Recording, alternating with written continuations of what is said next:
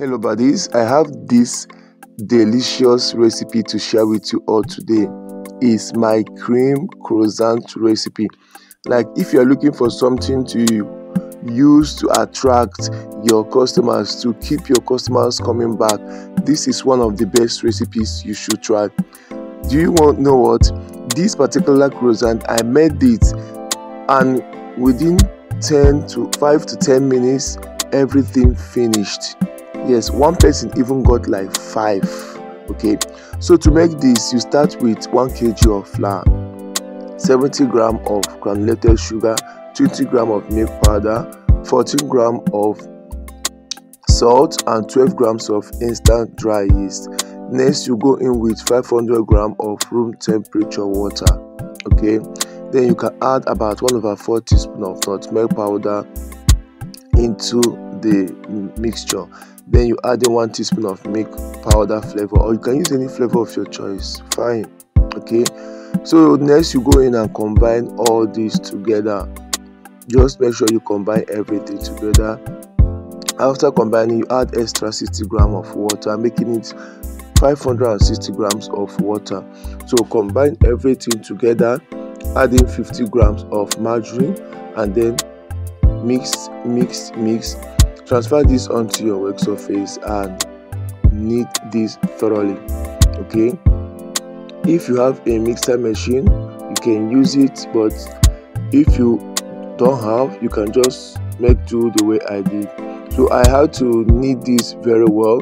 After about 20 minutes, after kneading it, I covered it for 20 minutes.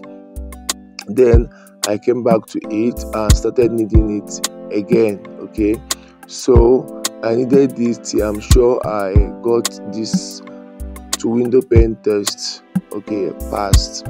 So once the dough passed the window pane test, I had to wrap it up and kept it aside. Okay, so while I kept it aside, I wrapped it and kept it aside, I went ahead to prepare my filling. So for this filling, I measure out some mayonnaise and some ketchup. Then I added some milk powder, added some ginger and garlic powder. So it depends on the quantity you are making.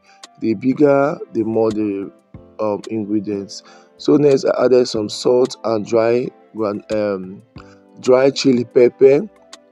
Then I added some sugar and then combined everything together, just as you see in the video.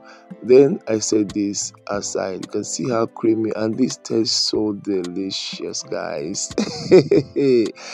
Next I went ahead and brought out my dough. After about 20 minutes, my dough has softened the more. I brought out this dough and then cut it into different parts or portions, just as you see. I didn't measure it, I just cut it just as you see in the video. So after cutting it, I took out one of the dough and rolled the dough out.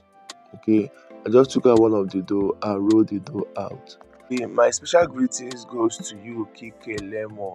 I'm super happy that you always share my videos. Thank you so much for sharing my videos.